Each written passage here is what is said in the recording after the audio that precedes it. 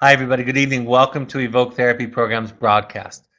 Tonight's topic is one of the more difficult topics because the answers that I have aren't perfect. I don't have answers that make co parenting a successful experience for everybody. It's one of the most difficult questions that I actually get asked is when people ask me, what do I do if my co parent is my youngest child, is undermining the experience? And I always say it is an experience of having one hand tied behind your back in parenting, and it's going to cause drag, and you're going to be less effective and less successful.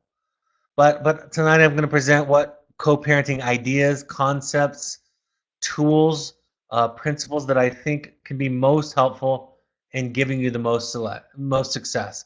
And I do believe in the long game. I do believe that over the long run, your child will experience you as the healthier one, the one that has better boundaries, the one that doesn't need to be taken care of, that doesn't need to be the friend or accepted like a peer. But that's a hard long game, especially when such important things are on the line, like their safety. So, co-parenting it is tonight. The first thing that I always say when talking to parents about this, that if you need to do something legally, if you believe that the parent is dangerous enough, sabotaging enough, that a new custody agreement or some other measure can be taken legally, then you need to seek that out.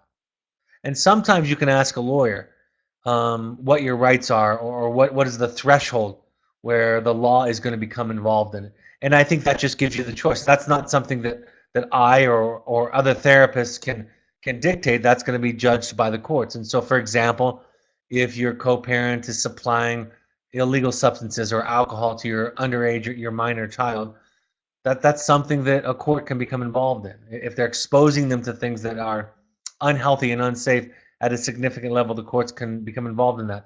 And the reason that I start off with that is because that's something that's your right to seek out, your right to know. For the most part, I'm going to be talking about everything below that threshold.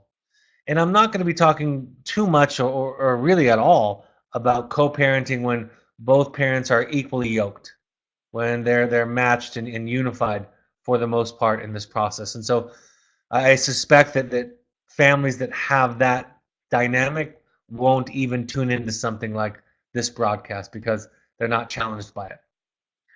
Years ago, when I was younger, I thought about being on the same page with a greater degree of priority. And even in my own family, I think there can be some differences between the two of you. Now, if those differences become more fundamental, then it becomes a problem. If those differences set up one of you to be the bad cop, one of you to be the good cop, pretty significantly, then that is something that can split the system, and the child can take advantage of that vulnerability in the family. But it's okay to have some differences. It's okay to have some different boundaries, some different rules, um, some different ideas of consequences. Most important is that you're respectful of each other. Most important that individually that you own it, that you not seek out a dialogue with your child where it's about you being right and the other parent being wrong. You just talk about it from the place of self, from the place of this is what I feel comfortable with. And that's not too much different than most of the parent coaching that I do. Changing it from the paradigm of right and wrong to the paradigm of this is what I feel comfortable with in this situation. Really taking out of the dialogue this need to be right and make others wrong. That's a more fragile, tenuous foundation to stand on. And there's very few things. This is important. There's very few things that are more important than the contribution to our child's development than the healthy self in a parent. That is fundamentally, foundationally, the most important thing that you can work to develop. So the question becomes, when do you let go? When do you stop fighting the battle? For me, one of the triggers, one of the ways that I know that I'm in my codependent patterns is that I obsess over it. I go through dialogues. I develop my arguments, my points. I'm constantly distracted or obsessed by the wrongness of the other person. And so that, regardless of their participation, that obsession for me is a indication that I'm in my own sickness. I'm in my own illness, right? I'm going to more likely lose my center, not parent from a place of self and authenticity, but parent from a place of reactivity. That's for me. I talk about this idea of focusing on yourself. In Al-Anon, they talk about the idea of keeping your side of the street clean, and that when you're seeking out a compromise, try when you can to go more than halfway. You know, sometimes, and again, you get to decide this. So I'm not suggesting in any specific circumstance what to do. I don't think that that's appropriate for me to do, or any therapist for the most part, unless again it crosses the threshold of abuse, that where the law would take action. Is let them try it. Let consider the possibility of trying it their way, even if you think it's wrong, even if you think it's the less enlightened path. Sometimes people need their process. Of course, don't correct or talk to your children about the negative stuff said about you, right? Don't engage in that dialogue. Just be okay with your relationship with the child. If they come to you and tell it, do your very best to not need to be the good one, need to be the right one. And that takes, I think, a tremendous amount of courage and support and resourcefulness. Making sure you're talking to your own therapist or your sponsor, and making sure that you're grounded in self. Again, in the long game, the child will recognize when a parent doesn't need to be taken care of. When a parent knows and shows up knowing that they're okay. Be safe for your kids. There are a few things that are more important than what I'm about to say on any topic broadcast. And that is that the research shows us, tells us, that children don't need several sources of resonance, of healthy attachment, to develop healthy attachment, to develop in a healthy way. The research tells us that even in the face of trauma, that having one stable person in your life that saw you, that showed up as a self, will mitigate that trauma, will make a difference in your life. And the research that I've done, that I've participated in, it's the one factor that we see change the causality of trauma, is the identification by the child that there was a person in my life growing up that was consistent, who saw me. And so again, in the long game, the most important part of it, that's all that matters. So be a safe person for your kids. And to be safe, you have to take care of you. It's important that they don't think, believe, experience that they need to take care of you. Be a part of the solution. I think for one of the things that I identify again as my trigger in co-parenting is if I find myself polarizing, compensating for the other person, right? Instead of parenting the child, I'm really just playing out co-parent dynamics in the process, trying to fix them. Don't blame. Don't identify your child with the other parent. Don't blame them for your behavior. And I believe this. There's plenty of blame to go around when it comes to parenting.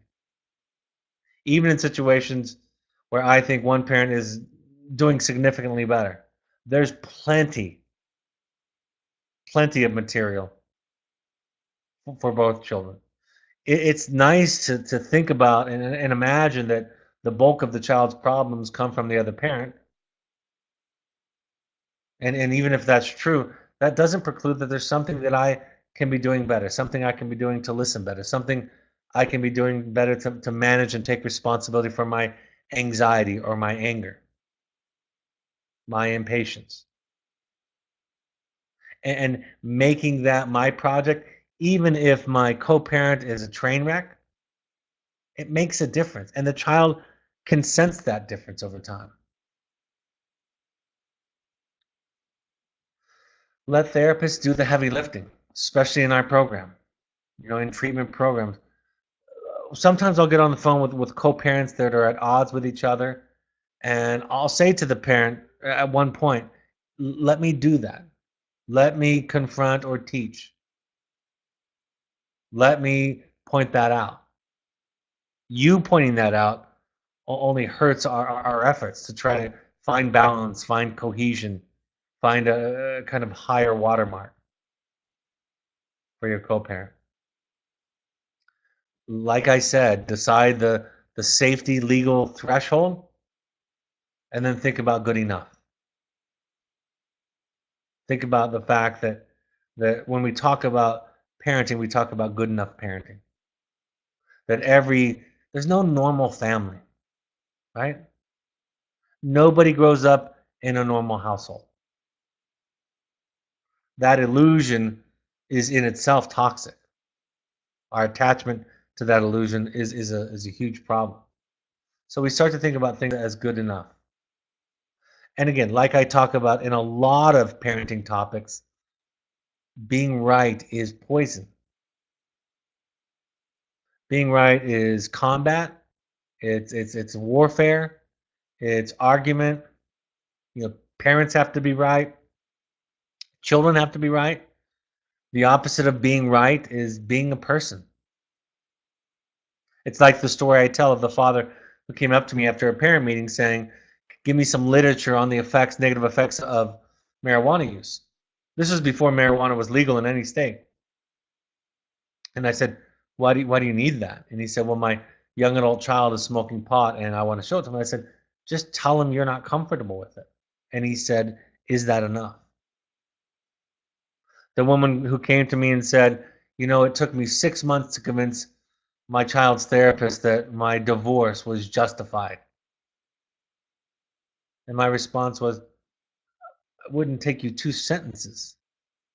I don't have an opinion on that. You get to decide that. But when we grow up in systems where you have to be right, but not just feel, have your experience, it creates this place where everybody's trying to compete.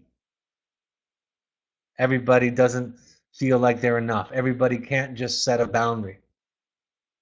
They have to support that boundary with case studies and research and professional letters, right?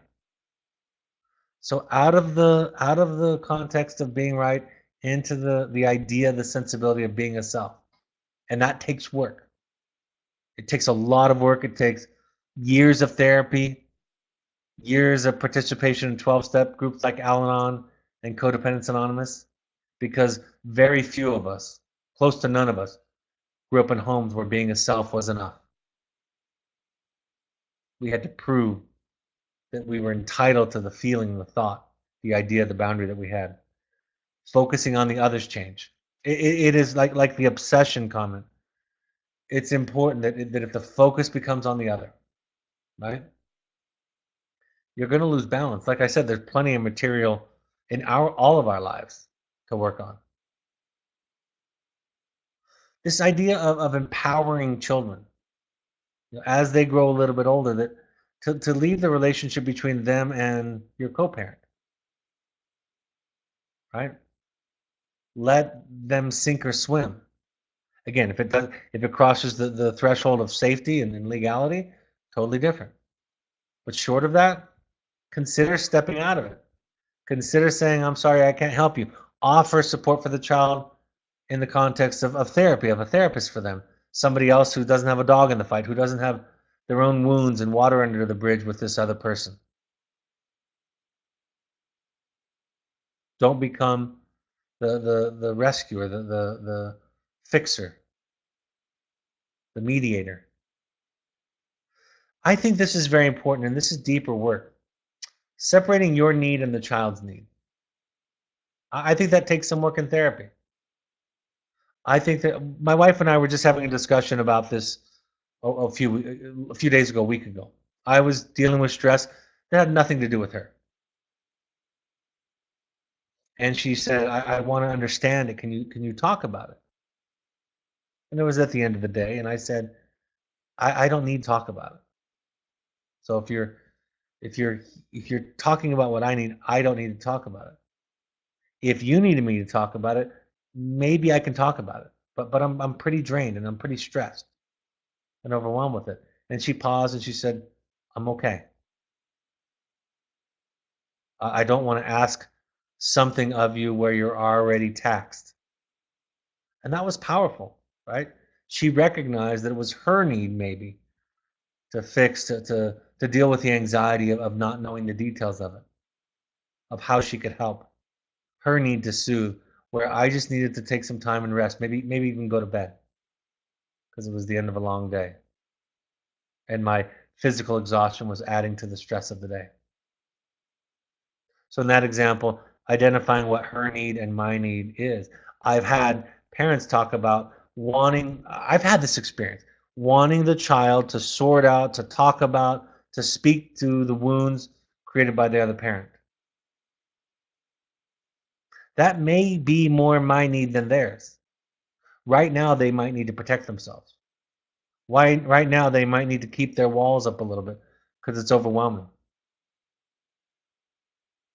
So getting clear about through your own work about what your need is, listening to your child, listening to your child's therapist, even if you think you know, and believe me, I know what it feels like to think I know. But taking a step back, gaining some clarity, understanding that I might have needs that blind me or eclipse my ability to see what my child needs. When I talk about co-parenting therapy, it's something I've participated in for myself, something obviously I facilitated thousands of times. Focus on the shared goals, right? Try to take a step towards each other, even if you have very different styles, right? Think about polarized situations. One parent is all nurturing, one parent is all boundaries,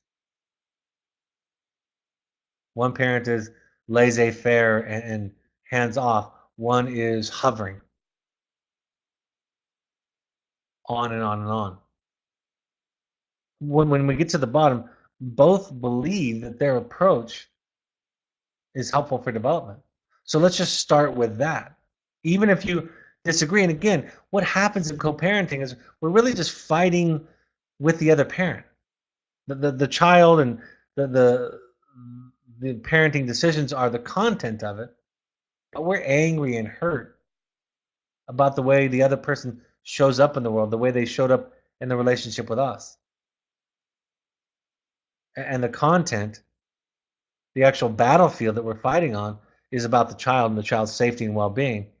But it really goes back to some of the wounds, some of the hurt, some of the ways that we were treated by the other person. So try to find some common ground and shared goals. Learn to listen. Again, when there's pain and wounds and trauma in the past, it makes it very difficult. Try to use a co-parenting therapist to help negotiate, help come to some kind of compromise, and consider, like I've said earlier, consider letting go. It's almost a universal statement. Try your best not to talk about the child with the other parent. Notice I didn't say talk about or say anything negative about the other parent. I said try to not talk about the other parent with your child. You're not objective. You have your own history. You have your own relationships. It can be tempting. It can even be validating at times, especially when they're upset or frustrated by your co-parent. But because you have a dog in the fight, you're not completely safe.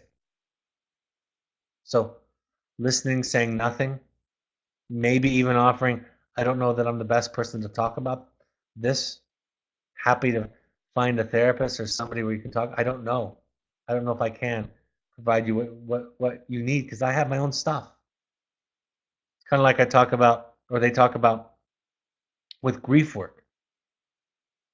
One of the reasons why families struggle supporting each other with grief is because everybody's going through their own version of it.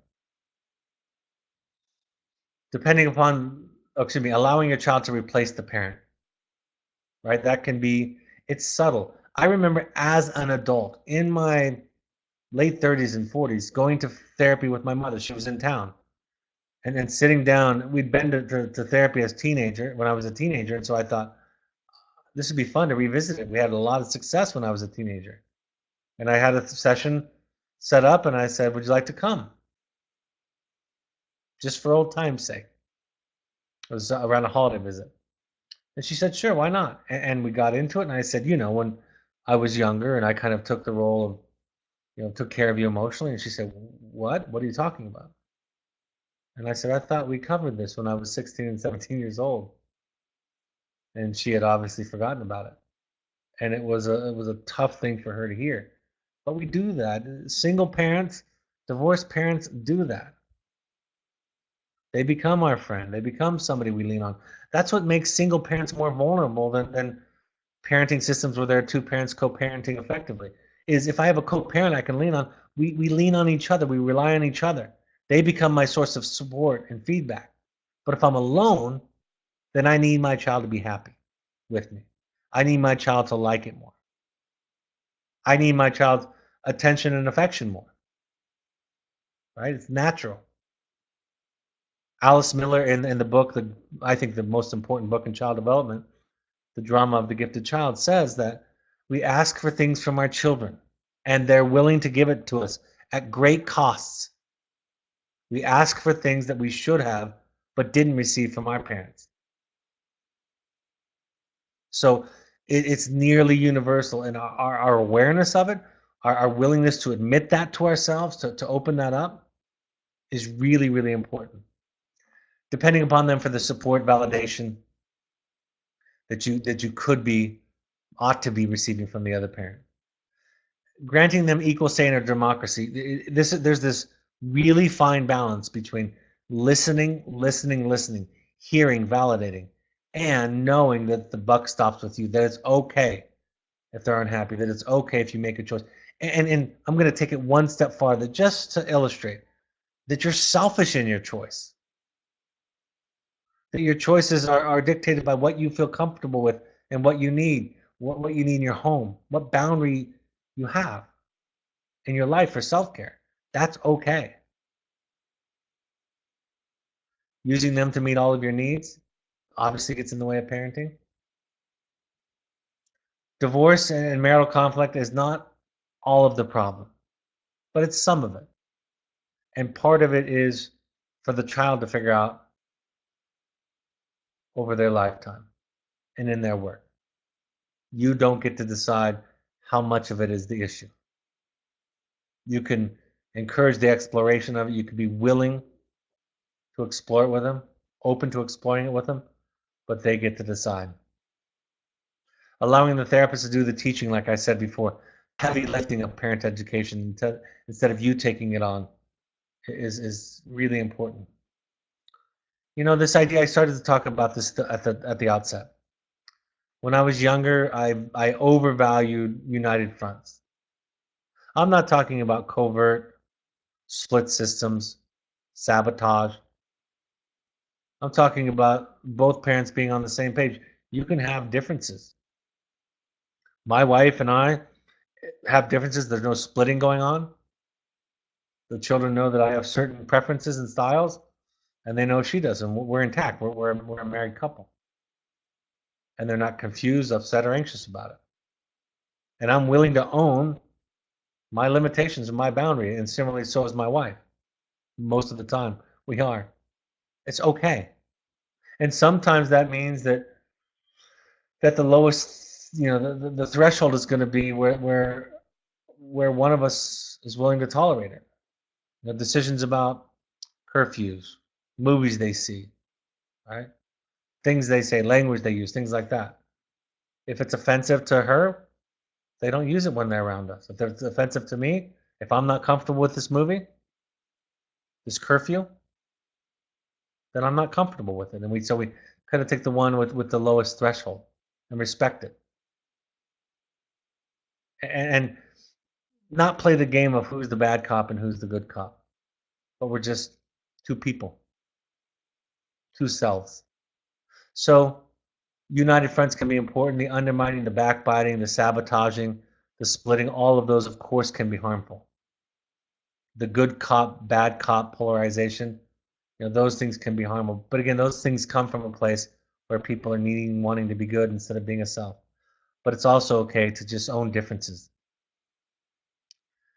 This maybe should go without saying, but keep the divorce details to yourself. Even if the other person was a monster. Keep it to yourself. Your co-parent, your child walks around in part with an identity. And that identity is partially about the other person. And so to speak ill of the other person, to tell a story to the other person, is in some real kind of way to attack the child. If my father is bad, I'm partly bad because I identify in part with him. If my mom is bad, then I'm partly bad. That definitely means that I've got to do work with a therapist, and it has nothing to do with co-parenting. The biggest risk really in families that are not intact, families that are divorced or co-parenting splits, is the polarization. Think of a teeter-totter with each person taking a step farther away from the middle to find balance. And if I'm doing all the boundaries and you're doing all the nurturing, I don't get to do nurturing because I'm afraid if I let my foot off the brake, it's going to be ultimate chaos. And you have the same experience that if you stop nurturing and focus on setting a boundary, then there'll be no nurturing at all. So taking risks, finding a step towards the center, healing our own wounds from our own childhood, right? Many of us are trying to compensate for what we didn't get as children. We don't want to be our parents. We don't want to do the same thing, injure our children in the same ways, hurt them the same ways. All of these dynamics cause us to make less wise decisions that aren't based on the needs of the child.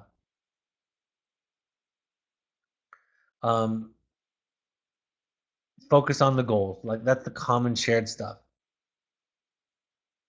And realize that focusing on goals and how we get there is two different things. Like I was saying earlier, when people have very different styles, it can often be shown that they have similar needs, similar wants, similar goals. And then we make a shift to something, I think, more fundamental to this idea of locus of control, what you can and can't control. Again, it's a powerless place. It's a disadvantage. I'll agree with that all day long, but it is what it is. And if I focus on trying to change you, fix you, convince you, be right, tell you the truth, get you to accept it, right?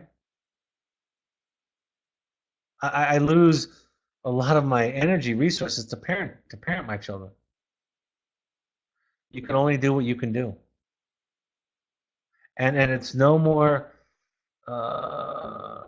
healthy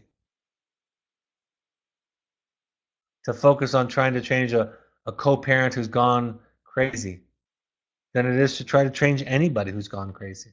That's not what we do. We try to fix us, and we try to show up authentic and courageous, honest and kind, compassionate and curious. And we try to let go of how people respond to that. Similar to the idea that you might not be the best one to talk to, you might not be the best one to vent to. That's tempting because it often feels validating. I want to speak a minute about step parenting. The step parents offer a specific advantage and I think a specific liability. First of all, we talk about the idea that ideally, sometimes there's no choice because they are the stay-at-home parent.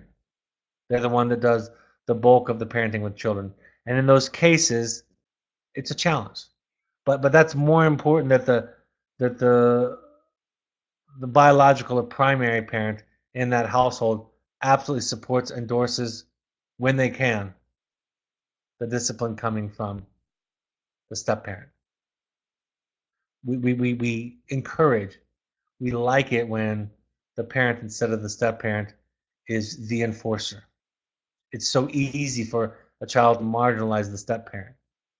And even in sometimes nearly ideal situations, there's a different kind of bond and affection between a parent and a child and a step parent and the child. And that's affected by when they came into the life of that child. Sometimes the step parent can be more effective at communicating with the non-custodial parent, right? Your ex-spouse, your ex-partner. The strength that they have is they can see more clearly and objectively what's happening. That's true. Sometimes that can offer some clarity, and the emotions, the fusion, the enmeshment, the over-identification is removed. So they can offer perspective. The difficulty is that sometimes it can be extra cold and unempathic. Because it's easier to see things more objectively, one can become impatient with the parent, saying, look at how crazy you're being. Look at how you're enabling him. Look at how she has you wrapped around her finger. And as we all know and can guess, that doesn't help much. So using the step parents as a resource in parenting challenges, but also encouraging the step parent to be empathic and understand that it can be a different situation. There are different challenges if it's your child that you raised from birth or adopted early on. The parent is to stay involved, be the bad cop as much as possible, and make do with your circumstances. Again, you only can do what you can do. And parenting therapy can help with that. Single parents. One of the biggest mistakes with single parents, some of it's pretty task oriented and pragmatic, but over relying on the child to kind of show up as an adult, show up as a partner, show up as somebody to lean on. We try to make those kinds of roles, circumstances, as explicit as possible. So we acknowledge it. Parentifying a child means pulling them up into the executive system, giving them equal say, equal vote, relying on them. I talk about this idea of the parent filter, right? You run things through your parent or adult filter, which means you listen to your child, you understand them, you have empathy for them, but you don't take things at face value, right? You run it through a filter that's based on your adult self, and you make decisions based on that. Again, one of those principles that I can't really overstate is taking care of yourself. It's critical. If you don't, your child will be tempted to fill in the vacuum, and most often will. And you'll ask them to. You'll need them to feel a certain way about things, to feel a certain way about you. So take care of yourself. It's too heavy of a burden to carry your self-esteem. And in single parenting, that's going to be a particular vulnerability because the absence of a co-parent. Doing things, developing relationships outside of the parent-child relationship can be helpful. And sometimes it's going to feel like you're letting them down, you're neglecting them. And of course it can get out of balance. But they need to know. They need to know that you're unavailable, that you fail at times, them, to take care of yourself, to know that you're safe. Make any blurring of the parental boundaries overt, temporary, and content limited. Because there are fewer resources in the family, extra chores, extra responsibilities, tasks, talk about them as much as possible. And then find other sources of support, not just friendships, but groups, support groups, therapists, friends, family, and mentors, other people that you can rely on and lean on, because your child ought not to be the one that you're getting that resource from. They're the one that's compromised. They're the one that's struggling. So focus on your side of the street. There's a saying in the book Addictive Thinking by Abraham Tversky. He's talking about parents who have an addict child. And he says it's kind of like his experience when they come to him with advice. They're saying something akin to the idea of, tell me what 1 + 1 is, but don't say 2. And sometimes I feel that way with co-parenting questions. Tell me what to do, but don't tell me to accept it, to let go, to focus on me, to stop trying to change them. All of those things are things that we learn in our work with co-parenting and codependency and Al-Anon and CODA and Families Anonymous, child development, child psychology, family systems theory. All of those things are challenging but important steps to take. Be the safe one. Be the stable one. Be the one that doesn't ask the child to take care of your esteem. Take care of yourself and go to therapy. Even if you're the only one going to therapy, if your co-parenting therapist won't go, co-parenting partner won't come to therapy, you go. Again, it's one of those things people ask me all the time. What if I can't get my partner to go? What if I can't get my son or daughter, my adult son or daughter to go? I think desperately they need help, support. The answer is the same. You go. It'll make a difference. I haven't been to couples therapy with my wife in maybe once in the last 10 years. And you better believe that my individual therapy makes a difference with her. In the last 20 years, I've been to family therapy a couple of dozen times with various children. But you better believe in the last 20 years, my individual therapy has made a difference in my parenting. Because it's about my projects. It's about me anyway. I love these ideas from Al-Anon. What you think about me is none of my business, they say. What you think about them is none of their business. And what your child thinks about them is none of your business. Get clear about your side of the street. Get clear about your circle. Get clear about what's outside of your control. And focus on what's inside of your control, which, by the way, is a tall enough task for all of us for the rest of our lives. And I want to say this. You can't control it. You can't fix it. But your best chance is at self-reflection. Your best chance is going to do your own work.